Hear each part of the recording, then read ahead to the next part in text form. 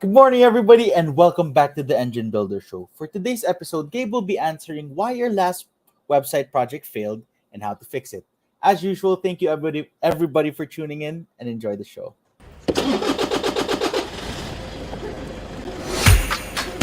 Good morning, everybody. There was always a ton to learn.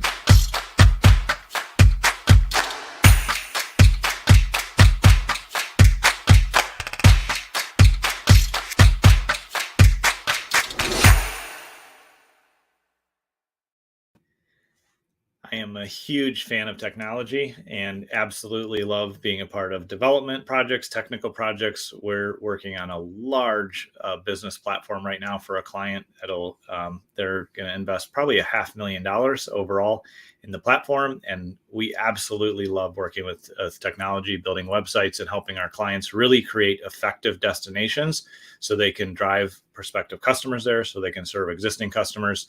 And this week, like I mentioned yesterday, we are talking all about destinations. And oftentimes we will have clients come to us and say, man, I tried to work with this company. It was a massive failure. Things didn't work out.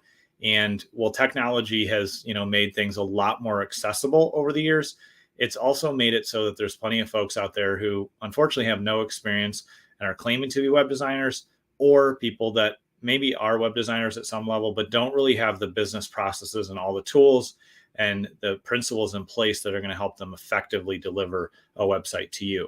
And so in order to make sure that your next website project or website update is success, make sure that you really cover these important points and implement them. And if you do, I'm confident that you're going to get a lot better results. So the first thing is to be very clear on the single action you want a visitor to take on your website. As an example, we have a client who serves veterans. They're an attorney and they serve veterans. And they have one goal for their website: to drive any interested veteran who visits their website, who needs their services, to their consultation form. And then the veteran fills out that consultation form, and that starts the sales process so that our client can serve these veterans with their legal needs.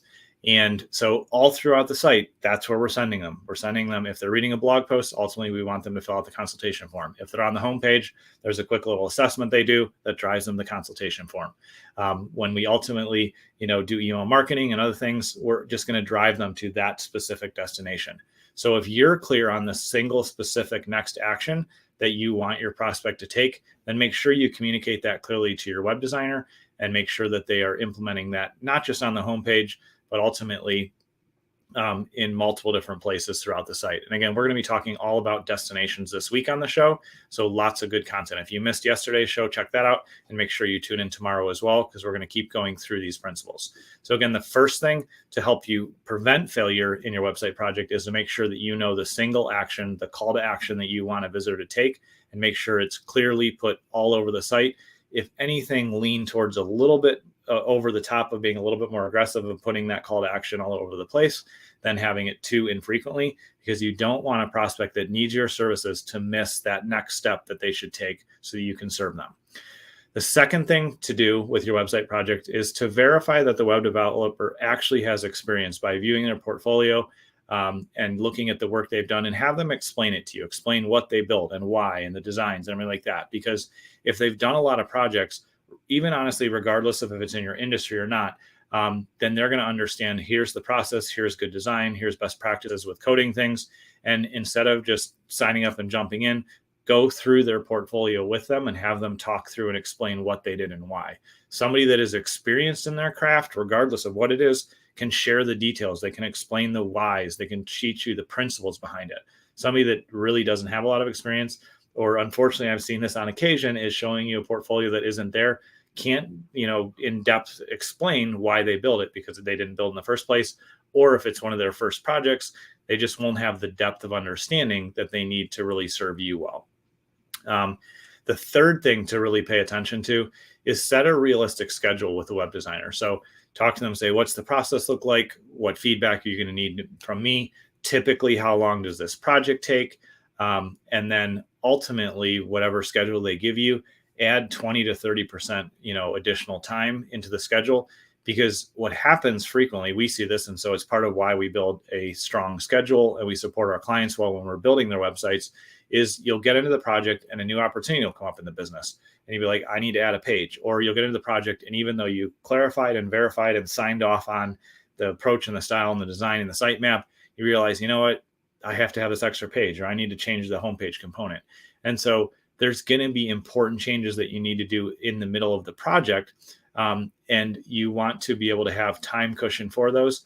And also there are just unexpected challenges that may come up with your web designer that they encounter. And so if if a web designer says it's going to take us 90 days to build this website, and you plan on launching all your new marketing on day 90 or 91, you're going to run into problems. Give yourself a cushion, make sure that you can test things, make sure you have time for feedback, and realize that the faster you get back to your web designer and the more specific and clear you are in the feedback that you have, the more successful they're going to be. If you leave all the decisions and all the input to them, they're going to be lost because they don't know your business as well as you do.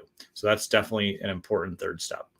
The fourth thing I would strongly encourage you to check with your web designer before you engage in that update or a brand new website is make sure that the company you decide to work with for your web design needs has an experienced project manager on your account, because without a project manager, it's very likely that your project will fail. Unfortunately, because I've been in this position, I've made this mistake myself in the past, unfortunately, is if you are the web designer and the developer and you're also trying to project manage it and you have somebody that's trying to do everything themselves, then they're likely taking on a lot of projects to try to cover, what they're trying to hit from a revenue standpoint. And it will be difficult for them to prioritize and focus just on your project and fill that project management role. So what I've learned is it's ideal to have a project manager dedicated to the project, plus the designers, the developers, the other people that are involved, because that's when you'll be able to have somebody purely managing the resources, the schedule, the assets that need to be built. And anytime you can work with a company that has an experienced project manager, you'll be in much better shape. It's one of the reasons why here at BME, we always assign a dedicated project manager to all of our projects, because that allows us to really serve our clients at the highest level. So those are just a handful of the challenges that I've seen that have come up over the years. And just to recap, make sure the first thing is be clear on the single action that you want a visitor to take from your website, like filling out a consultation form or requesting a sample, or that one thing. That one thing should be all over the site so it can't be missed. The second thing is verify with your developer by viewing their portfolio with them and having them explain what they build and why, that you trust that they have a lot of experience in building these types of sites for you. The third thing is set that realistic schedule with the designer, but add 20 to 30% of additional time to the schedule so that you're not jammed up against a deadline. And so there's time for you to change your mind on some details. There's time for any challenges that come up to be resolved. And so you're not crunching a very tight deadline. And then the fourth thing is make sure that you have a project manager on your project with you so that they can keep you accountable. They can manage the schedule. They can work internally with the team you're hiring, and they can just coordinate the details. That is a huge part of how we successfully launch so many sites for our clients when we're building out those effective destinations that help them generate more leads, more results, and help them grow their business. So I hope that's helpful to you. If you need help with your destinations, with building a website, with building a landing page, with redoing a site that's a little bit older, which we're going to talk about that a little bit later this week, then we would love to serve you. You can reach out at businessmarketingengine.com, or you can contact me, just message me here on social media or comment down below, and we would love to serve and help you. Thanks for tuning in, and I will see you tomorrow.